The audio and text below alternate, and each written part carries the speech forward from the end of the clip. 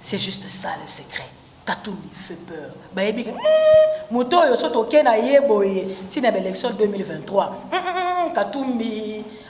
C'est un élément à craindre. Ils ont la grand frère. Mon balo. Qui ont récemment na TV. Keba. Mieux vaut Rosala Katumbi pemeli. Mais ce côté qui est musika Keba. En tout cas Keba. Katumbi, il fait peur. Il tourne à yibité, à bomité, à violeté.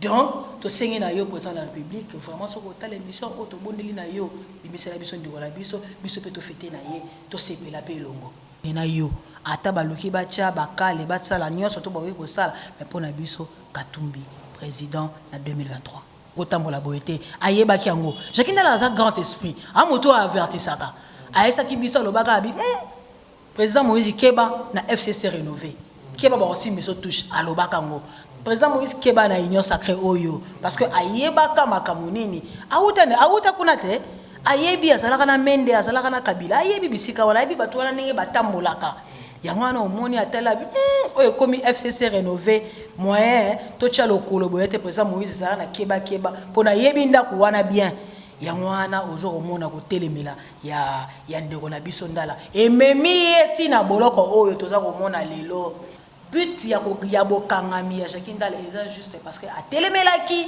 proposition ya loi ya tiani yango wana nde infraction moko te soko teliti lelo balakisa biso ba brandir biso infraction ni Jakindala sali ezate so to libito banda kotala lelo atina zet ezate o biso to yebi eza bakamba soni pokangama ya Jakindala eza juste parce que a telemelaki loi séparatiste wana ya proposition ya tiani monango to mona awa na Congo pe totala to mona batu baloba Kabuya l'a dit ici oui c'est faut kotanga komona ye ke ba ko distribuer ba armes to mona mukoko l'a dit bakanga bango bisikani Ballon d'Or, merci pour cette chaîne. Donc, Bat Télévision. On a s'abonner déjà dès qu'on a cette émission.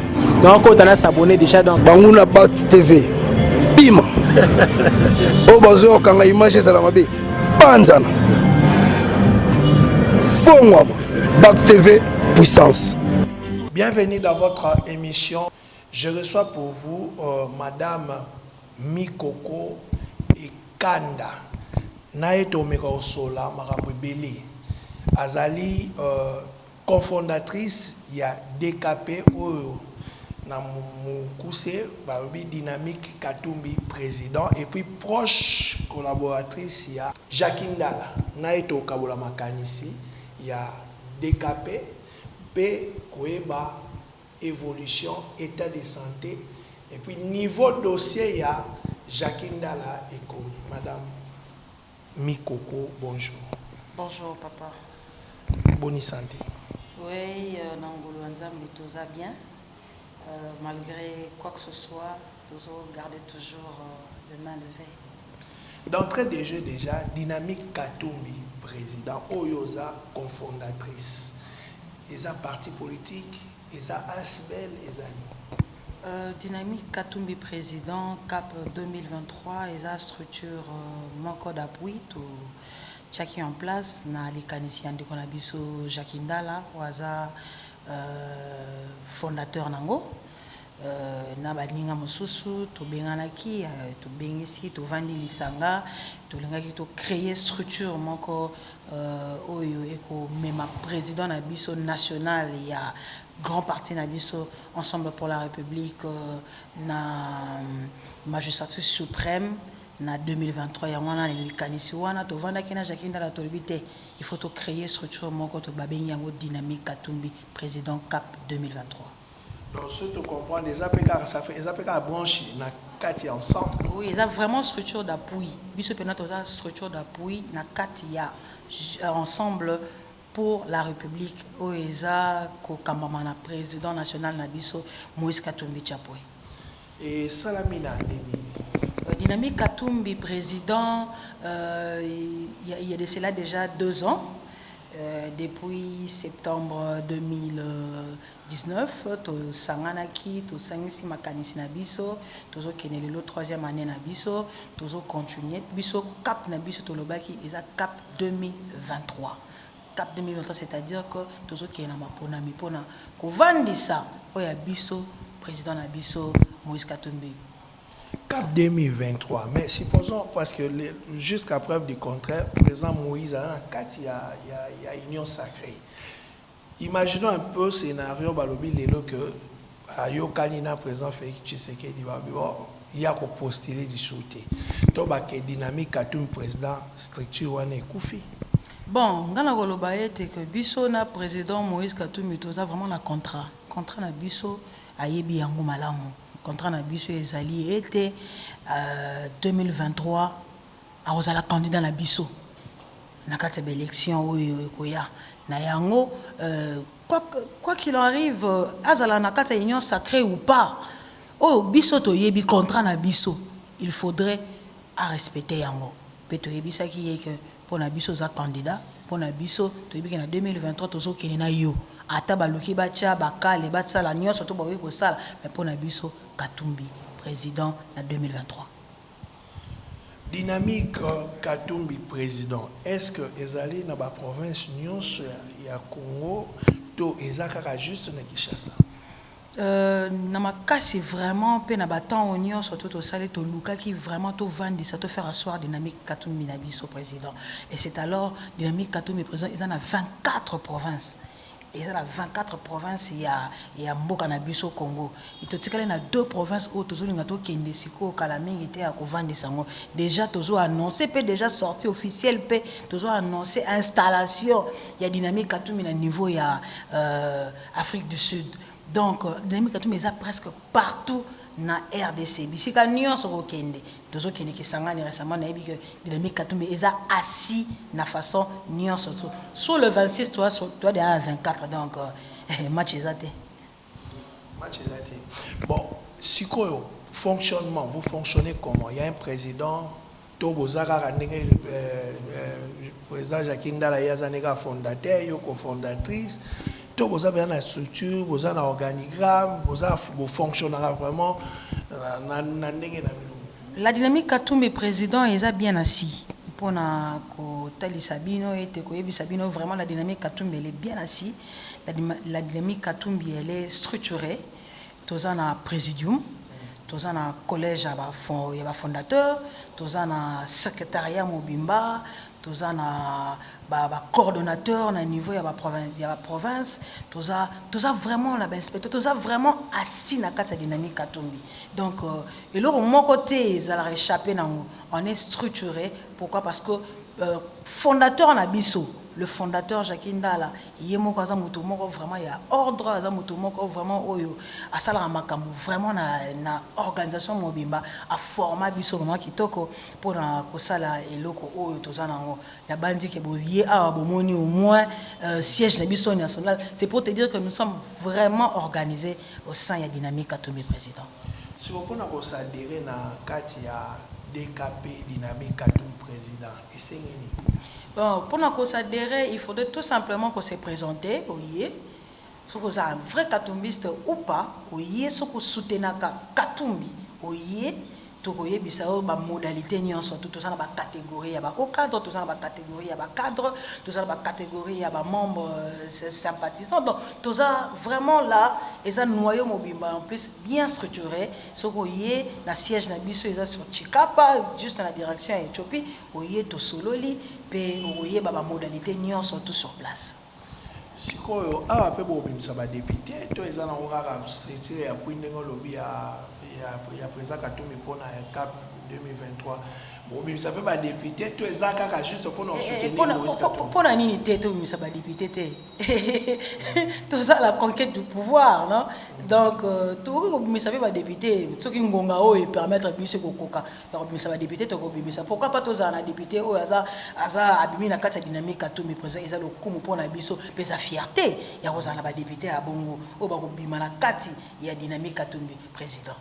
Na kati ya structure ezaka bakatangete boyamba bato te bon ngala za katangete ngala za proche collaborateur ya Jacques Ndala za cofondateur ya dynamique Katumbi président mais naza katangete en tout cas on va parler du Congo central bana bétonnier surtout ya Congo central donc mabele ah oui mabele venza de kuna voilà voilà. Tozo Kobaka à l'émission à Bisso, proche collaborateur, Nenge Omorolobi à Jackie Ndala. Mais vous voyez qu'on explique moi un peu clair pourquoi proche collaborateur et non collègue. Bisso je suis proche. Il faut bien approche parce que nous avons Bisso Jackie Ndala, c'est vraiment beau actuellement pour croupir dans la prison Makala. Bisso toza sentiment la biso eza vraiment ya pasi mingi, eza ya kanda pe eza ya mawa. To mi benga me proche parce que to vani na ye mingi. To sa moto to yebi ndenge nini ya fonctionnaka. To yebi ndenge nini ya lingelaka parce que quand tu travailles avec Ndala, il faut en tout cas vraiment il faut aux ala honnête, il faut aux ala transparent, il faut aux ala réglo, il faut aux ala vraiment parce que yé ala ne la makamba la loupe. Alors biso sala bo sala ndenge yi azo senga yo sala. Quoi qu'il ne le contraire, on a été formé par Jackie et pour nous c'est une fierté. C'est une fierté et puis raison pour laquelle nous disons nous sommes proches collaborateurs de Jackie Ndala. Voilà, avant de continuer en profondeur en Makambo, à présent Jackie Ndala que je salue en passant, place à Azali à Zotalabiso, tous de cœur naïbisi Kazali. Mais tant que yeba, ils approchent collaborateurs naïb. Mais pourquoi président Moïse Katumbi Azaki déjà consolé bien à Félix, mais il apparemment Azaki un peu sceptique dans mon marambotali régime en place. Pourquoi ça? Mais non, il est clair, papa. Jackie Ndala n'a pas toujours été sceptique. Jackie Ndala a télémélara toujours oh ils a mabé, makambo oh ya mabé, oh il sepeli, et so sepeli sa peuple té. Il y a une résistance naïe. Jackie Ndala a un patriote résistant. Jackie Ndala a vraiment ça monsieur Oyo, bisika Oyo habité, biso to kotambola boité, ayeba kiango. Jackie Ndala a un grand esprit. A moto a averti saka. Aesa ki biso lobaka abi président Moïse Keba na FCC rénové. Keba ba aussi biso touche a lobaka ngo. Président Moïse Keba na union sacrée Oyo parce que ayeba ka makamunini. Auta kunate ayebi azalaka na mende azalaka na kabila ayebi bisika wala ayebi bato wana ndenge batambolaka yango wana omoni atala oyo komi FCC rénové moyen to tcha lokolo boyete président Moïse zala na keba pona yebi ndako wana bien yango wana ozo omona ko telemela ya ndeko na biso Ndala ememi eti na boloko oyo toza komona lelo eza makamba soni ya ko memela Jackie ememi yeko oui yango nazo lobate na lobi boye côté le mele ya Jackie résistance ne wana yango mote memi Jackie lelo azala tina boloko. Voilà, Torito et Mbappé, il y a Zamoloba, président Félix Pazamoloba. So talibien majorité ya bande komisusu ya Kasai bon, toza ba tribaliste c'était toujours ça raba analyse. Mingi be balandi ndeko président Félix Tshisekedi. Mais comme on a atikala ki kaka pa ya Moïse Katumbi. Pourquoi cause la ferme et puis assis kaka et pas à Moïse Katumbi parce qu'on traverser peut place ba miel les aïe. C'est question conviction te papa. Et bon pas Moïse miel les aïe. Moïse a pas maté, ah on t'a pas maté. Et il faut pour ça la permettre il faut comprendre que tipo yo ada mystique. Jackie a conviction. Jackie Penda il a conviction ça katumiste l'habité na ozala plus proche ya moto yo na ovanda pembeni ya Moïse. Kuna pe miel yali et pas Moïse Katumbi te il faut le bas solo miel eza miel penda so penda faut le miel et ça pembeni ya Moïse. Mais est-ce que les gens en prison avant tout le pena ba arrestation est-ce que azo bénéficier d'un soutien total il y a présent Moïse Katumbi? Ah, on a penda eza likamo pena ya kolobate parce que récemment président Nabiso Moïse a vanisaki à côté na ba consultation na kokota na ba consultation wana alongwe Lubumbashi ti aye na Kisasa pona koya kotala ndeko na ye na prison ezalaki mukolo ya sengo ezalaki pena visite moya réconfort ayaki pour la première fois et le président Moïse aye Kinshasa pour la première fois à côté na kati ya prison centrale à Makala. C'est pour la première fois. À ça, on peut avoir Jackie Ndala, président Ayaki, Batali, Atali, Basololi, en tout cas vraiment Basololi qui vraiment visite mon et réconfortant qui n'a biso, ma proche collaborateur et Jackie parce que posé beaucoup de questions, tu as abandonné. Est-ce que, mettons, ton moni papa ayaki, aya kouteli nande gonaye, basololi, en tout cas basolola qui ils ont pris le temps, 45 à 1 heure de temps, ils ont pris le temps de partager et ils allaient qui s'engagent pour nabiso, ils allaient qui puis le coup, à niveau nabiso. Ils allaient qui le coup à niveau nabino, l'élo batu baza kobima, avant tout le monde kobima. Pourquoi est-ce que Jacques Ndala a arrêté? Parce que balobi incitation à la haine et makambo belé kaka tango makambo ebaki bimaki de père et de mère ndéplace makambo chez bandaki. Il semblait que babi atindaki bato na mabe incitaki bato na haine incitaki bato na makambo babeta bato bakote la bato des histoires pareilles. Bino pana bino awa na décapé surtout pour na yo proche ya Jacques Ndala. Qu'est-ce qui est derrière son arrestation? Donc, je rappelle pour dire ici tout simplement que Jacques Ndala a soukika dans la dynamique à tout mi présidente. Jacques Ndala, c'est le patron de la jeunesse. Il y a Ensemble pour la République. Ensemble pour la République, il y a parti. Il y a Moïse Katumbi. Et c'est alors, Jacques Ndala, bande kolangai, botika batika ko faire imaginer biso quoi que ce soit. Jacques Ndala a été arrêté pour juste un seul but. But yabo kangami ya Jacques Ndala juste parce que a telemelaki proposition ya loi ya tiani ya ngoalande infraction mon côté so hoteliti lelo ba lakisa biso ba brandir biso infraction ni Jacques Ndala sali ezate so to le bitu banda kotala lelo atina zet ezate oh biso to yebi eza makamba soni pour kangama ya Jacques Ndala juste parce que a telemelaki loi séparatiste on a proposition ya tiani tellement que telemaka habité nga candidat na ngai azo faire partie na makamo bozo loba oui évidemment que le président Moïse il est juif 50% monsieur aza congolais on les a makamako bombarder to yebi yango biso nyoso congolais nyoso to yebi yango mais pourquoi l'interdire parce que ça fils aza mona Congo abotami na Congo azala na Congo makamone nyoso to eza awa na mboka pourquoi interdire son candidat yango moni Jacques Ndala telemaki a télémaki na TV a télémi a l'obité ngana za contre loi wana bokangami na ye yango wana yango batela bi mutoyo nenga zoya na moto nenga zana ceux qui lobi to tiki ye moto oyo eleki makasi to chibuake na boloko yango mona zana donc a revendiquer ki ndenge mwana nyonso Kongo ko revendiquer absolument en tant que citoyen congolais ndenge to moni bato miso pe ba revendiquer kati absolument mais pourquoi maintenant l'arrêter? Parce qu'il y a eu des gens qui peuvent terminer qui m'ont papa va arrêter juste Jacques Ndala pour Katumbi fait peur. C'est juste ça le secret. Katumbi fait peur. Baby moto yo soto kena yeboye tina l'élection 2023. Katumbi c'est un élément à craindre dans bandina. Ils ont la grand frère mon baloba qui ont récemment na TV a dit keba mieux vaut Rosana Katumbi pemeni mais soko tiki musika keba. En tout cas, Keba Katumbi, il fait peur. Mais Mboka na biso otozo prôner lelo état de droit. État de droit zali slogan te fois za pe na misale za la mambo belé. To mon appel batu misusu bazo loba liberté d'expression mais bakanga bangote.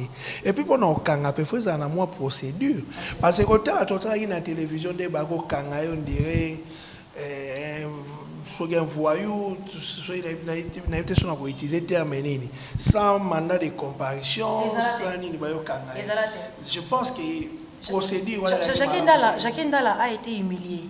Jacques Ndala a été humilié tant que citoyen congolais. Jacques Ndala a été humilié devant ses enfants, devant sa femme, devant ses frères, devant. Donc, ils allaient qui sonnent pour Assalini.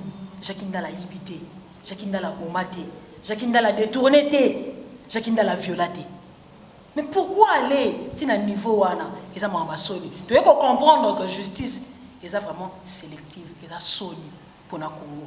Ils ont justice, deux poids, deux mesures. Les autres ont monango. Tout le monde a Congo, peut totala, tout le monde batu baloba, Kabuya l'a dit ici. Oui, c'est fou que tu as comme on a dit, que va distribuer les armes. Tout le monde a Mukoko l'a dit. Bakanga ba bisigani. Et bon, celui le Jackie dans la télé mis à l'objet était dans la bonne loi oyo les gâtés. Il y a faut quand même na boloko. On est à justice té.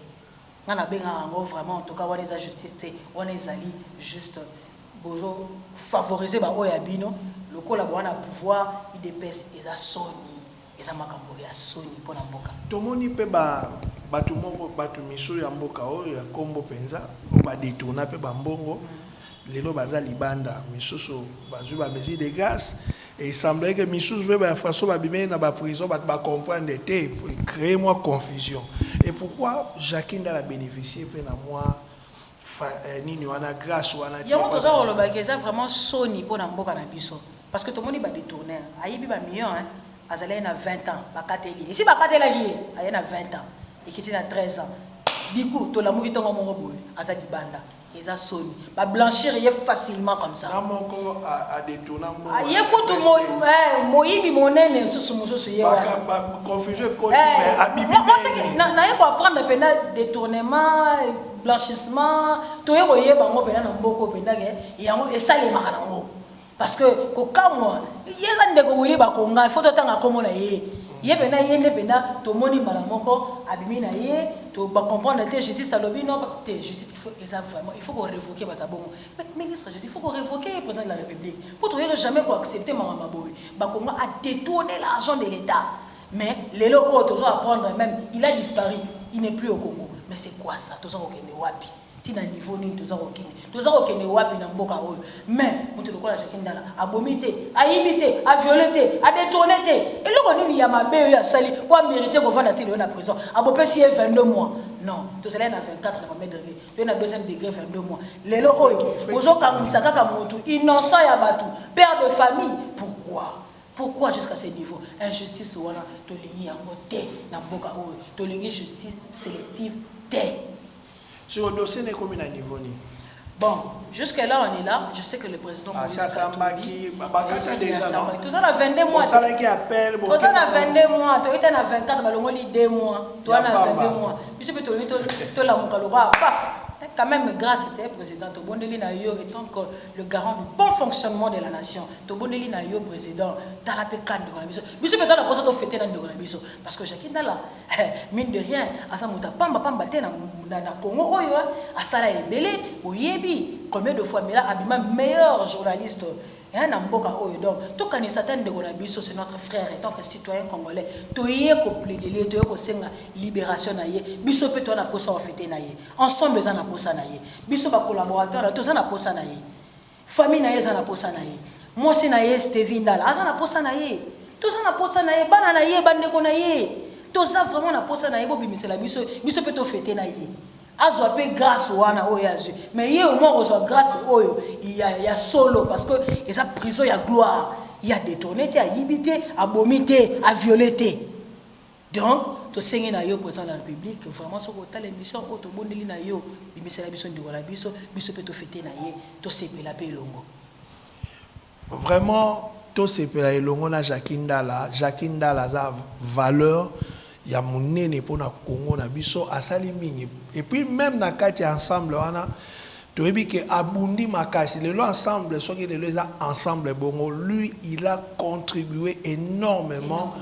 et pour ensemble pesa la bongo et puis soki totali pe na ba bienfait na sala pona mboka ne fisque pona mboka totala sima tozonga bato bomeka otala kana justice ya Congo oui toyebi ke mabe ko kozala ya batu pe malamu pe bazali quelques têtes pe ya biezali bazali bon revoir ka ya Jackie Ndala et puis non seulement ça président de la République Félix Tshisekedi encore une fois de plus to sengi mesure de grâce pour ndeko la biso Jackie Ndala siko lelo président Jackie Ndala ndenga dans la prison bozo conduire ko fonctionner normalement par rapport à ndenge dynamique Katumbi ça va fonctionner oui toujours vraiment biso toujours ba soda on a été bien formé par Jackie Ndala, très bien formé. Toujours continuer à fonctionner, attaque au Kolo et Boukani, mais toujours continuer à plâtre na biso, tout tambola, toujours continuer vraiment à fonctionner sur le terrain. Dans le niveau de la dynamique, tout ça vraiment structuré. toza na président na biso Eli Musampazali, toza na Richard Massamuna, toza na Patuntsole, toza na ndeko na biso Émilie Niemba, toza na Julio Nsona, toza vraiment structuré.